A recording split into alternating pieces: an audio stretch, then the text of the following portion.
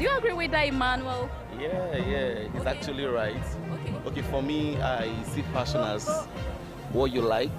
You check your body and be very sure of what you want within you. Create it and just slay with it. Joining us is an amazing fashion designer and a stylist, King David Akem. It's nice having you here. Thank you so much. I'm so happy to be here. And of course, your outfit is speaking volumes, like it's saying a man has come. So, briefly tell me, what are you wearing? Basically, but I'm wearing Derek Lane design though. Wow. Yeah, Wow. yeah. This is amazing. So, what's the name of this outfit? What can you call this outfit? Is it danchiki? Is it what's this one called a senator wear Yeah. I think for me, I'll call this jumper. jumper? Yes, that's a jumper. Okay, but it looks like the senator wear. Yeah, some people call it senator. It varies according to how basically people want to look at the African. But basically, most of the kaftan people. Some people call it jumper. But, some people call it senator. Because of the senator concept and the big manism that it gives you when you wear it. So basically, that's how it is. Oh, wow, that's amazing. So, what outfits are trending? Like, is it just the senator wear or the jumper you're wearing, or there are other men fashionable outfits trending out there? Basically, what's trending for the men, even the senator wear is trending. The danchiki, danchiki with African fabric attached is also trending. The kaftan. Kaftan can never go out of fashion because it makes men look amazing. Then there are other new agbada concept they're doing this time around. It's not the big, the very big concept of agbada is short. It's just somewhere here so that so that with the plating inside, those kind of agbada too, they are good to go. They are trending, especially for traditional weddings and big occasions, for the men now. Okay, so looking at the outfit from the runway show, like from the runway, you will see that there are a lot of outfit with so much accessories. Like I used to think that accessories are basically for women. Why is that? Basically, there's something that's trending now: creativity. Yeah, so every designer is coming up with creativity, adding accessories to the clothes instead of making it an ordinary. Just a senator wear, ordinary white. You see, they could just add. This is actually not the same material like this. Do you understand? Yeah, this could be like an Ankara. This is an Ankara material, just attached. But when you look at it from afar, you see that like, as if it has an accessory. Do you get? So instead of a lot of people get sometimes the American wear or the Gucci because of the way it's built. If you see the suit, the button type and all that. So a lot of fashion designers now are adding things on the local fashion because they want to make it a little bit, permitting to use the word beautiful, more creative instead of just the usual, normal color. So a jumper is black jumper is black jumper. No, now you have to add some things, good button, holes, good design, add some Ankara material to make it very, stylish and beautiful. Wow, that's amazing.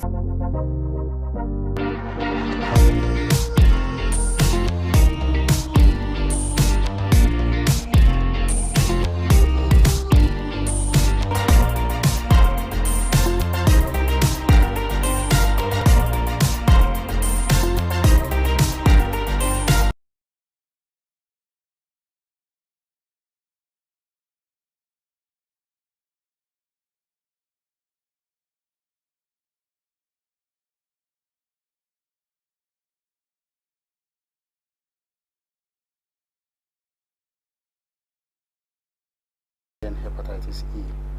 But from the public health point of view, the ones that causes much more issues to health is that of hepatitis B and hepatitis C. And globally, according to the World Health Organization Global Report on Hepatitis 2022, it has been stated that about 304 million persons are living with chronic hepatitis B and C. And in that same report, it was documented about 1.3 million people have died from hepatitis B and C. So it's a public health concern, and that is why this day is set aside to create awareness so that people get to know that it is a public health challenge, so that they can take action towards securing their health. Now, apart from today, the day set aside by the World Health Organization to create awareness, what more can we do? All right. So, because it's a public health concern, what we can do as individuals, they say health is wealth. So, you need to visit the health facility and check your general health status, and of course do tests including hepatitis, HIV, and general medical checkup, because if you are not aware that you have hepatitis, you are not going to take action. And like we said, hepatitis B and C, the most deadly. Yeah, and then there are chronic conditions. It's not something that you can see somebody physically and say, oh, this person has hepatitis B or C. So you also need to do the test so that you are aware. So if you have the virus, then you will now take action towards it. So where can people actually go for screening or tests against hepatitis? Screening for hepatitis can be done in all health facilities, both primary, secondary, or tertiary level, public, private, even faith-based hospitals. It's there. It's a very simple test that is just done within few minutes, and then you have your results. Now, is screening free? Well, for now, screening it is not free. You need to pay out of pocket. Yeah, for now, you need to pay for the screening services. Okay. Now, before we move on, let's look at some symptoms. You said it cannot or may not show, on one's physical appearance. What symptoms should people look out for? Well, the interesting thing about hepatitis generally is that the symptoms are non-specific. So you cannot tie it to a particular symptom, except when it's at very chronic stage, the late stage, where there has been liver affection, where you can see somebody come to the hospital with yellowness of the eyes, with swollen stomach and legs. But in the acute phase, you could have people feel body pains, body weakness, they feel feverish, easily tired, and all of that. So, but the acute stage is usually, those symptoms are just self-limiting. So you may be treating malaria or enteric fever and be feeling, by enteric fever I mean typhoid, like we all know. So you may be treating it and you think that it is malaria or enteric fever, but it's hepatitis. So it just resolves, and then for B and C, it has a chronic course. So you just recover, and maybe you take analgesic, take other things, and then maybe some form of antibiotic, and then because the body is also fighting the infection, and so everything resolves, and then you are, oh, I'm better, but without knowing that you now have acquired the infection and is within your system. Okay, Dr. Anefu, you've said so much. Let's talk with Emmanuel. Let's look at how hepatitis is, spread from person to person.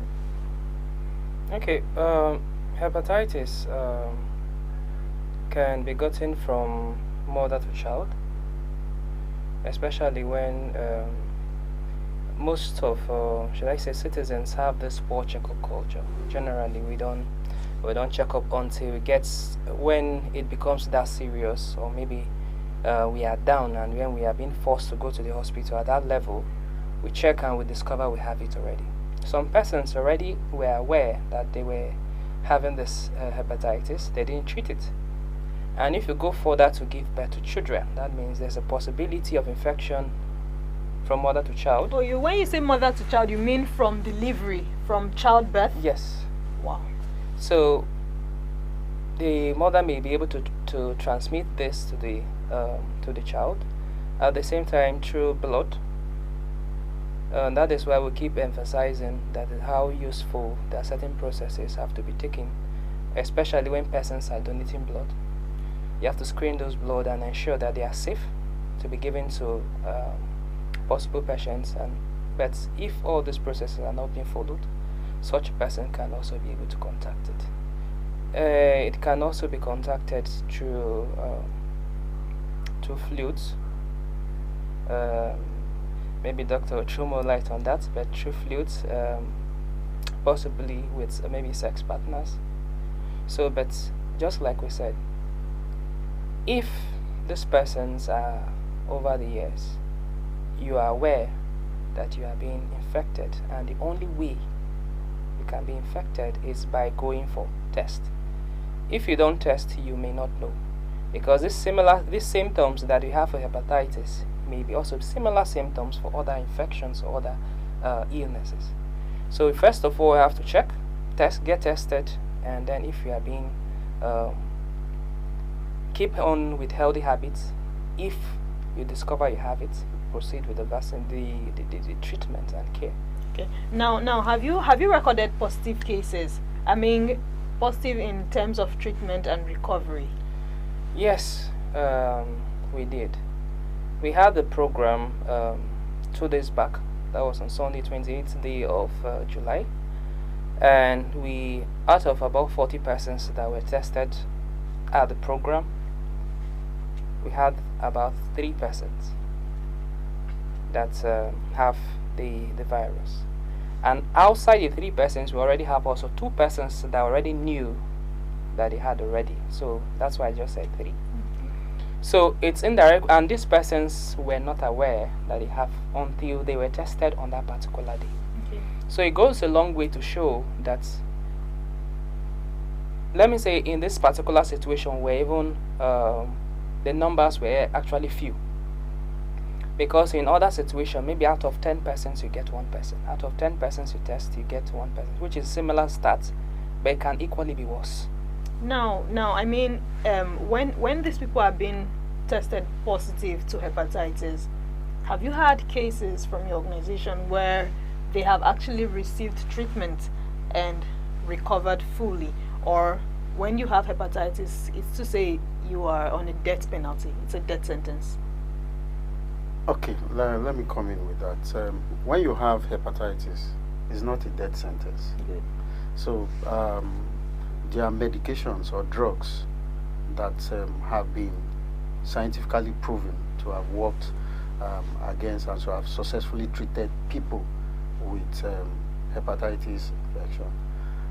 So now, like we said, there are 2 basic hepatitis that we're concerned about because of the way they destroy the liver at first. So for hepatitis B, there's a treatment but cannot be cured, right? While for hepatitis C, it can be treated and can be cured. Great. Yes. So, and people have received such treatments and they have been declared cured. Now for hepatitis B, because the way hepatitis B operates, it's similar to our own DNA, because when it enters, it's integrates into our own cells, and during multiplication of our body cells, you know, it also keep multiplying, you know. So it's very difficult for cure, just like HIV. There's no cure for it yet, but can be managed. Yes, can be managed. But the thing is that not everybody that has hepatitis B will need treatment, you know. So that's why if you get tested and you are positive, you need to visit the hospital so that more tests can be done to determine whether you would require treatment, whether the viruses are actively dividing, you know, that can affect damage. But there are antiviral drugs that are very effective against this hepatitis B virus, that when you take, it can bring the level of the virus even to 0 within the system. So it's not a death sentence. Good. It feels good to know that it's not a death sentence, actually. Certainly. You know, we everything happening now and then, you go out of 100 people, you just discover that you actually have hepatitis. Can be so draining. Okay, now, can someone who has been cured of hepatitis have a reoccurrence? Yes, just like you were saying about the routes of transmission, you know, from hepatitis B, we're concerned, the major concern is mother to child transmission, just like you stated earlier, and so also for B and C can be transmitted through contaminated blood and blood products, and then yes, for sexual transmission, yes, is there, but most of the people that have hepatitis B infections were infected long before even they become sexually active from childhood. Wow. Yeah. So with that being said, now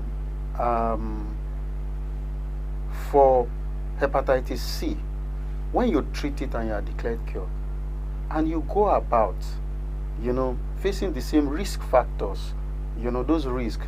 So maybe you are again transfused, maybe you are somebody that may require blood from time to time, depending on your conditions. That there are people that have blood disorders like sickle cell that they need recurrent blood transfusions. So if those bloods are not properly screened, the person, even after treatment, the person can still be reinfected. That's for C. Like I said, for B there's no cure. So we still, but you can also, for somebody that have B, can also have a co-infection with C. So that is why you also need to you screen for both B and C when you visit the health facility. Yeah. Thank you. It's been actually amazing talking with you both. You can actually follow us on all our social media platforms at benuetv.ng. Let's know what you think about hepatitis. You've heard it from the experts. It's not a death sentence. You can get cure for one, that is hepatitis C, but for B, no cure yet. Probably lifestyle modifications. When we return from this break, we'll bring you voices from the street. There are various opinions of people out there concerning hepatitis. Don't go anywhere.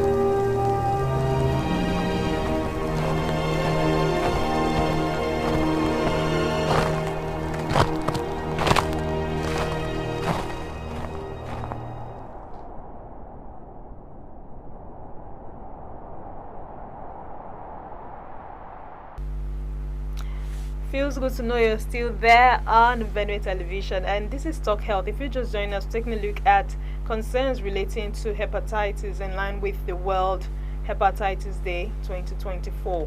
Shortly, we'll bring you a clip of Talk Health team went around Makudi town to, sample some opinions of people, what they think about hepatitis, and it will amaze you that a lot of persons are actually not aware of what hepatitis is.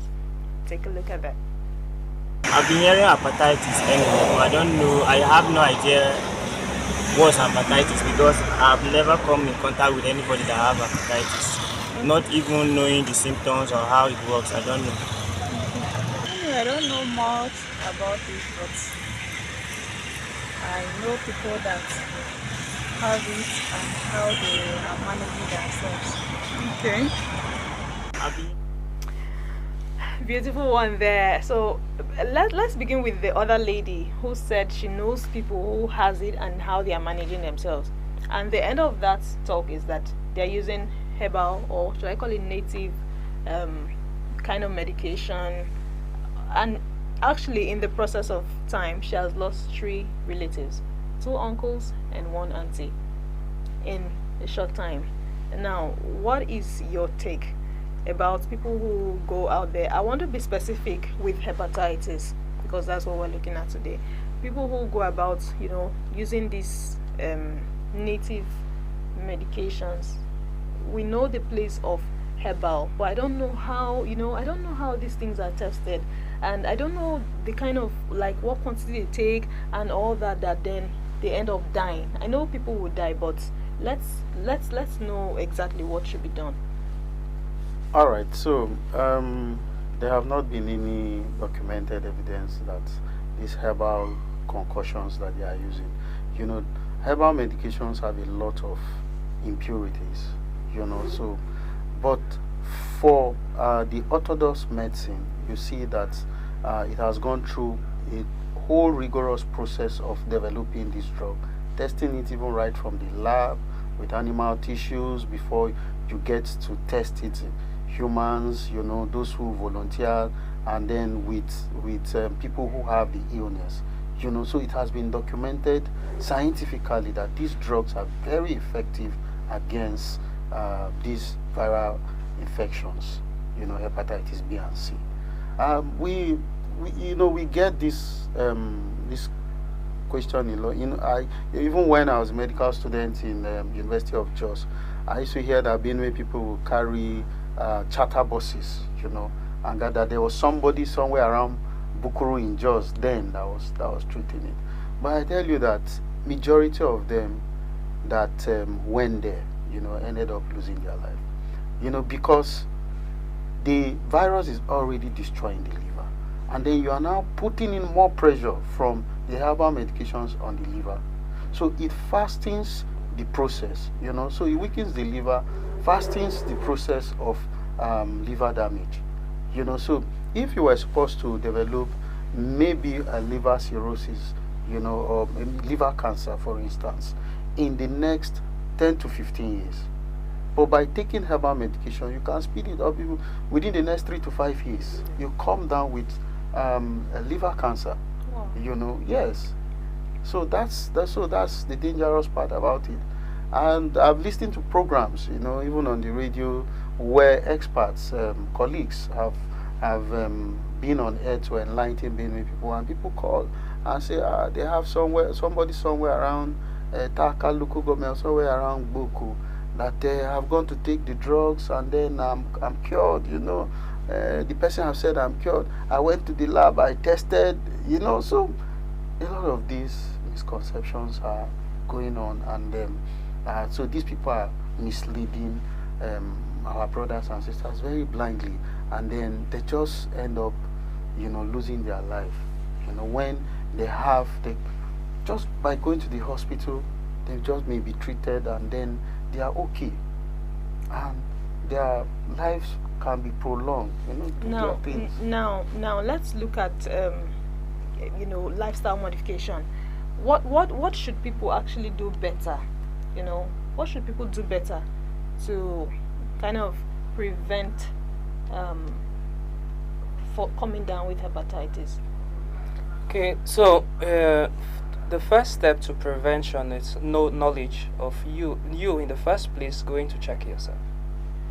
If you are aware that you are already being infected, there are better ways you can prevent yourself. Particularly, once you get tested and at that level it's discovered that you have the virus, at that level there's even counseling.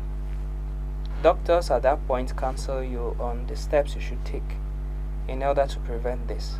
Don't forget that for one to have the infection, it means there are persons that are also may possibly they are at risk at getting it. Particularly if you are a married man, you have it. Your wife may also be at risk at having it. But it depends on how well you treat. And particularly if you are having it and you are being given certain medications and being prescribed for you, and you are diligent with it, to a large extent it prevents the possibility of maybe transferring that to your child, transferring that to your spouse, and all that. But if for a lot of persons that feel, if I tell my husband, he think I'm wayward, we're on the program, and then somebody called that the wife has this infection, and to him it's like, is it possible that we'll move the wife to the next room? So I stay on my own. So for your wife or your spouse to have this, it's not a certificate of divorce. No. Because even you that you are thinking about divorcing the person, when you get tested, you may have it. So the first thing I will always keep encouraging people is don't assume. Don't think, oh, because you look healthy, you don't have it. It's not by that. Just like doctor said. It doesn't show by appearance. You may look very healthy, but you may be very sick if you get tested and you discover that. So you may also look very lean, but if you check, you may not have that. So the thing is this: keep a very healthy environment, not just for yourself, but for your family, wherever you are. Try to live a very healthy life. What types of food you eat, at the same time, the type of relationship we have with people. The level where maybe you are sick for whatever reason and you go to the hospital, you also pay attention to your health. These days, certain persons may be at the point of death, you need blood, and people are in a hurry, and just put it, it's for my husband, they are always in a hurry.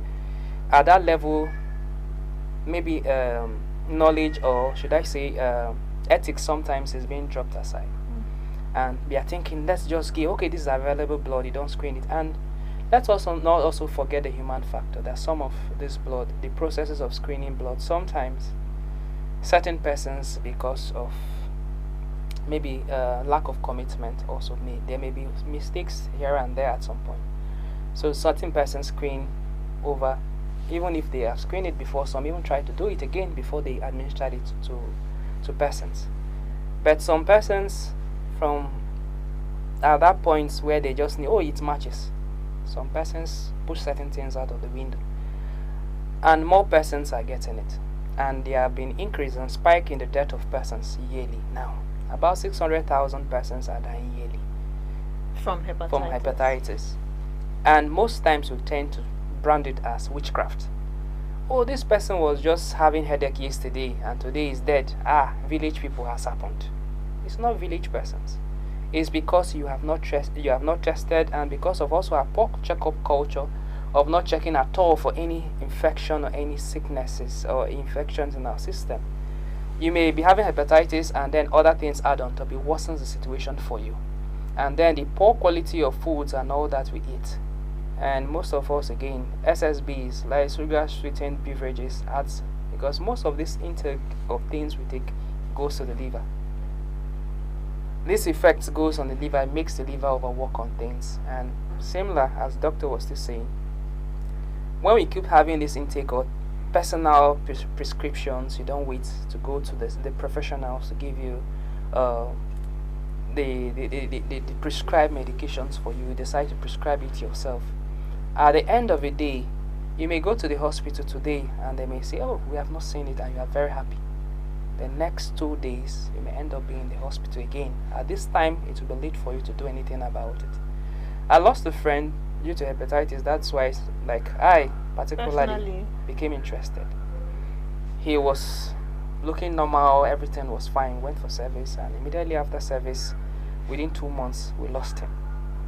They discovered, because he was having slight headache, need to be feverish, okay, take paracetamol, it's normal, eat food, and you feel fine, and you feel okay. And then all of a sudden, it became something else. They took him to the hospital, and within 2 weeks, it was like nothing can be done about it at this level. We lost him. A young man, very sincere and very hardworking. And that is how a lot of persons are also going. And if you are thinking about the future of the states and you're looking at healthy habits or a healthy generation, then it means we have to prioritize, paying attention to this, and also seeing how all the stakeholders involved, be it at the level of CSOs, be it at the level of government. We have to work to the level of sensitization, increments of sensitization, to the level of budgetary allocations to be able to get test kits or get subsidized medications even for people at that level, to ensure that even persons that have it is not a death sentence. And even if you have it, don't be scared and run away because I don't have money to eat. Talk more of medication. Exactly. That's one thing most people are doing now. So, but we'll be hoping that this is a starting point in our state. We have started that it's not being holistic. So we're hoping that with the program we organized some days back, and with better collaboration and synergy between us and the government, and even patient-led persons that are living with hepatitis, we can equally come out to see how we can have maybe clear referral pathway, or have who is doing what, when, and how, and even when you are being infected, you know where to reach out, who to reach out to. If it's for medication, I can reach out to this place. If it's to see the doctor, who are the doctors, the professionals, particularly in this area of hepatitis as well. Good job. All right, just to add and clarify some misconceptions that people always, because he said a lot, Yes, please do. that I'd just like to highlight Please some do, very please do. important points. Like he said, that the first step of prevention is that you need to be aware. Now, you need to be aware of what hepatitis is, what are the routes of transmission.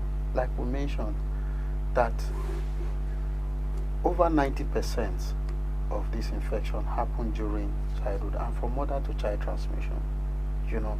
So, if you are pregnant, you need to be tested so that once you are positive, you can receive the necessary treatment so that you don't transmit it from yourself to your child, you know. So there are things that can be done, you know, for the pregnant mother, and then also immediately after delivery, vaccinations can also be given to the child, you know.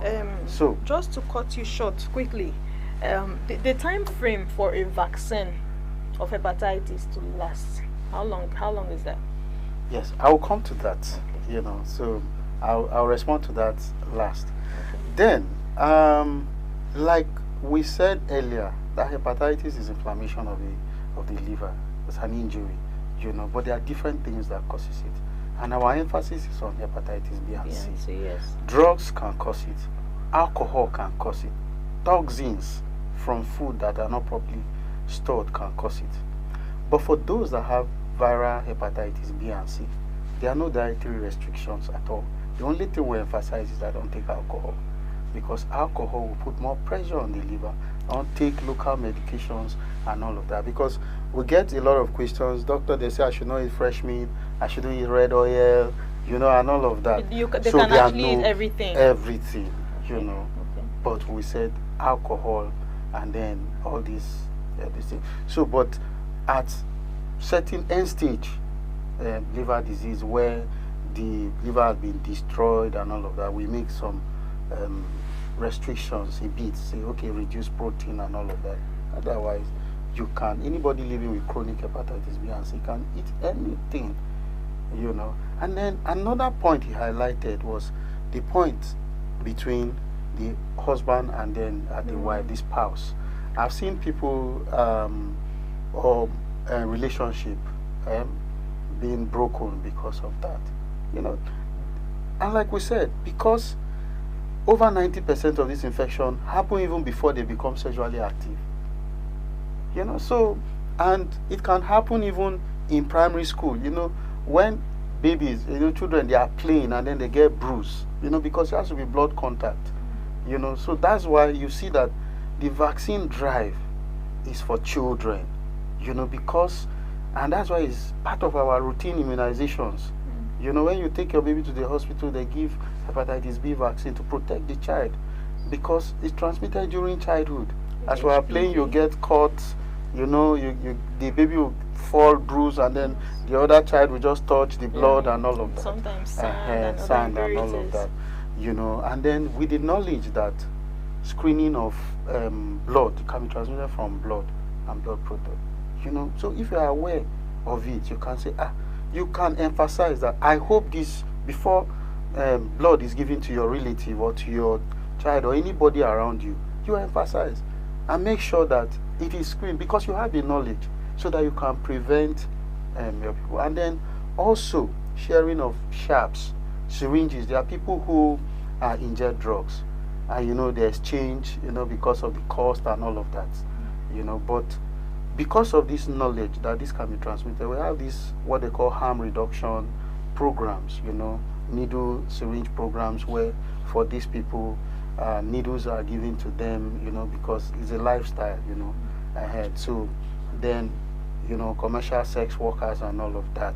Because of that, you preach that you should use protective sex, using condom and all of that, So the fact that your spouse or anybody around you have it, that you get it maybe when you share plates, spoons, no. In fact, sweat. No. When you mention fluids, yes, a lot of people are like, I can't even hug you. You're sweaty. You have hepatitis, so that's well for that. It has not been really done. Maybe 1 in a billion or 1 in a million. And maybe you even at that you must even have a cut or something. Because of it's all through sex. The fluid. And all of that. So it's blood products and. Okay, so now back to the vaccine. Now for vaccine, yes, vaccines for prevention again. Vaccine is also very, very important. Particularly for hepatitis B. Hepatitis A also have a vaccine, but for us, A, D, and E are not our problems here majorly. Because their routes of transmission are also different. For A is fecal oral, maybe contaminated food and water. You have it, and then maybe you just have some fever, maybe loose stools and all of that. You recover. So it doesn't have much. So it's only those who live outside the country, or people who grow in maybe New GRA, or the people that don't mingle with us who are on the street, So and then they are afraid. Maybe they are going to the village. They are afraid, and then they would want the vaccine. But the vaccine that is routinely given for hepatitis is that of hepatitis B. In Nigeria, and then the protection is actually lifelong. Once you complete the schedule, it's actually lifelong. Okay. You don't have to repeat it. You don't have to repeat. In the past, we'll say you take after 10 years, you take booster and all of that. But a lot of research and all those things that it can actually protect. Okay. And for the baby, you need 4 doses, and for the vaccination for babies who are born within, and that's why we're encouraging pregnant women come and deliver in the facility, because that vaccine that needs to be given to the baby needs to be given within the first 24 hours to be very effective. So whether you deliver in the hospital or you deliver outside the hospital, which we don't encourage, but you must bring the baby to the facility so that the baby can be immunized. Okay. Even for adults, you have. But it's only for those who have tested negative that you can give vaccine. So if you are positive, the vaccine is useless to you. So there's no. It's good. It's good you're saying that, because if you're positive, you now go on medication proper. Yes, you go on medication. And that's why I say you need to visit the health facility. Because it's a screening test. Like during the campaigns, like he said now, during the on Sunday when there was a program, the screen, and then 3 people were positive. Those 3 people, from the public health approach, you need to do something for them. You don't just allow them to go, because they'll be worried, because they were living a normal life. You didn't tell them that they have, but now that they have it, they start thinking of it. They start seeking help in places where they are not supposed to. So during that process, even that counseling, even before the test, you need to tell them, if you are positive, this is what you will do and all of that. Then they link you to the hospital so that you can, because like I said earlier, not every cases of hepatitis B may need treatment. It depends on the level of the virus and its effect on the liver, because there are other tests that needs to be done, for people to receive treatment. Okay, thank you guys so much. We are continuing on the show, and shortly the phone lines are open. You can call in. The number to call is 0813 2009411. Again, the number to call will be 0813 2009411. Call us, talk to the doctors, let your questions out. What exactly has been bothering you? What do you think about hepatitis and what you want to know more, and then you get your answers ASAP right here on the show. 0813-200-9411 is the number to call to be a part of the show. Okay, now we're moving forward. We've been talking about the liver, how hepatitis is an inflammation of the liver. Let's know, what exactly does the liver do? What exactly is the liver supposed to do that when it doesn't do, it begins to be damaged? All right. So the liver is a factory. In fact, it has been said that the liver performs over 500 functions. You know, In the body in a day. Wow. Over 500 functions. So before absorption, the liver needs to break down the food, the drugs and everything to those ones that are important for the body to be able to absorb it. So if your liver fails, those toxic, because it needs to take away those toxic components, the ones that the body does not need, you know. So with that, if the liver fails, those toxic components begin to accumulate in the body.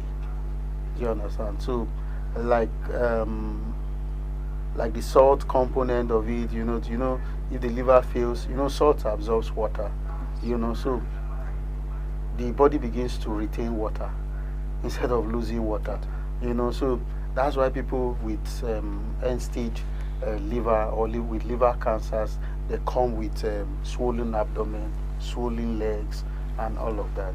So the liver is very, very important for survival. Wow.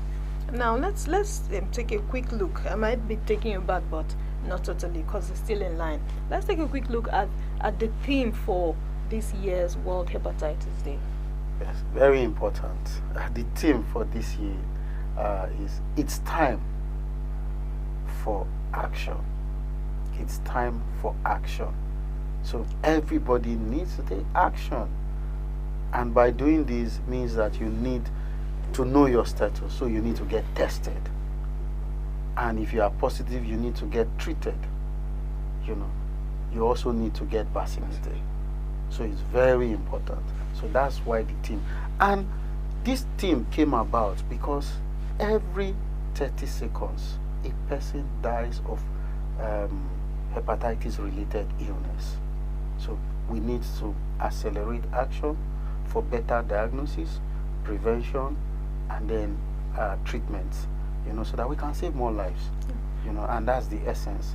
That's why we're increasing this level of awareness. Now, how well can we say, are we taking this message down to the grassroots?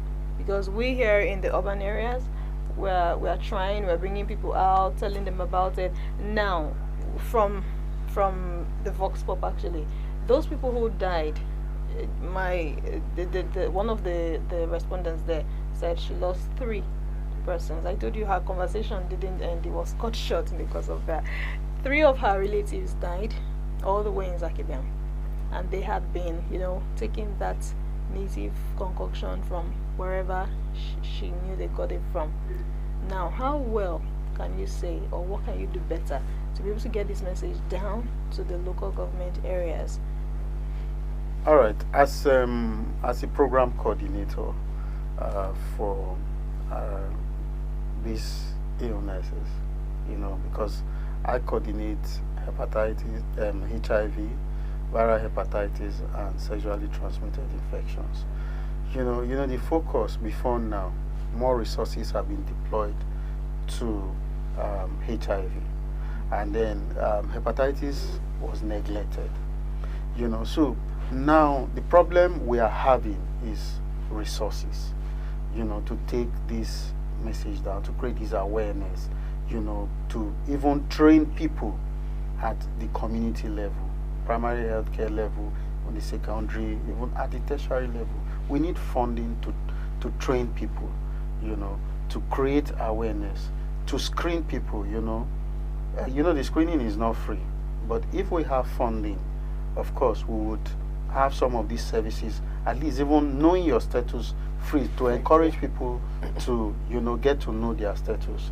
So the major problem is not just the states, even nationally and even globally, funding is a major challenge, while these informations have not gotten to the people in the hinterland. And like we said, that the first step of prevention is that awareness. Okay, so let me add to what Doctor said. For Nigeria as a country, we are just starting. Some states have actually moved ahead and have been more proactive in this fight against hepatitis. States like Nasarawa that are close to us, should I say Lagos, then 1 or 2 or 3 other states are also trying. But when it comes to our state, we are just about to start. Permit me to put it that way. Because states like Nasarawa, for example, they have already they worked towards having a budgetary allocation since 2018. That's about 6 years back, and even have donor presence supporting their process. Okay, so if you guys have started from somewhere. Yeah. So okay, so that is like a starting point, but. And then when you finish, I'll give you a good news. Please, my ears are itchy. So, for us, this is an opportunity for every stakeholder has a role to play. It's not a When you say stakeholders, what I do you mean traditional rulers. I mean you, at the level of media, Sure. Religious leaders, public health practitioners, CSOs. We have to, at the level he spoke about capacity building. So there's necessary capacity. There have to be capacity building for all these different stakeholders. Also, even the role they can play to reduce at the level where even knowledge, information to be given out can also be made available in different languages. At the level of grassroots, because some persons may be able to see wordings. If it's in their tribe, they may be able to speak to it. But if it's just English, some persons may not even maybe accept it at that level. Traditional persons have to know, because they actually live with these persons.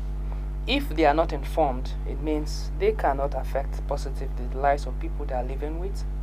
And then for people also that we have in political positions, many have never tested to know their status, whether they even have. So we may also be shocked that most of the persons them are actually positive. they have it, but they have not paid attention to it and may not have prioritized even doing anything about it, because they don't even know that they are also patient. So maybe this is an opportunity for everybody to wake up from the slumber. We have slept enough, because consistently our brothers and sisters are dying. Yes. You may not have it today, but that is not to say you may not get it tomorrow. There's a possibility that is possible. So let us come together today and see how those information can get to the grassroots, can get among us the right information, not just information, but the right information. And then also see to it that even if at the federal level, we don't, at the federal level, Ministry of Health have already included that to be part of the HIV programming. It's no longer, because hepatitis itself does not have budgetary allocation from the federal to the state. So now they are working towards pushing merging it. So at the national, yes, they have done that. But just like he said, he's the state coordinator for HIV, hepatitis, syphilis, and all that. But there's no budgetary allocation for hepatitis also in the states. I'm hoping that with the good news, that will also further elaborate the fight and see how you cannot wait for it. I can't wait. My ears are itchy because time is of the essence. So we are hoping that collectively we can be able to work towards. We have a state plan with the government, governors, the House of Assembly, making that into law, where more persons will prioritize that. We cannot wake up tomorrow and discover that we don't have fathers or mothers or brothers and sisters anymore, because we have failed to play our role in ensuring that these persons have access to, treating, to testing, to vaccination and care. Thank you very much. We have a few minutes left before we call it a wrap on the show today. You can still be a part of the show. Call us 0813-200-9411 and lend your voice. Dr. Gabriel, please. the good news? Yes, when he was talking about budgetary allocation, I was just smiling because I would say that this present administration led by His Excellency Reverend Father Hyacinth Alia has, for the first time, allocated funds for viral hepatitis. Is in the budget. It has Whoa. a budget line now. Whoa. So I make bold to say that, yes, for the first time in years, we have had viral hepatitis included in the budget. So we're and going we're in somewhere. the process of getting these funds released so that we can start from somewhere. And equally to say that as a state, we have also constituted a technical working group committee which will be charged with the responsibility of mobilizing resources. And that technical working group committee is led by a very renowned professor, Professor Abraham Malu, who is a professor of medicine and gastroenterology. So I'm sure when issues of viral hepatitis come, everybody know where to go. Exactly. Ahead. So he's an expert in that field, Sure. and he has gladly accepted that role, to support the states to have a robust viral hepatitis program in the states, so Beautiful. that we would, even surpass what our neighbor Nasarawa state is doing in the nearest future. That's beautiful. So let's call it a wrap on the show, please. What's the final thing you want to say before we say our goodbyes?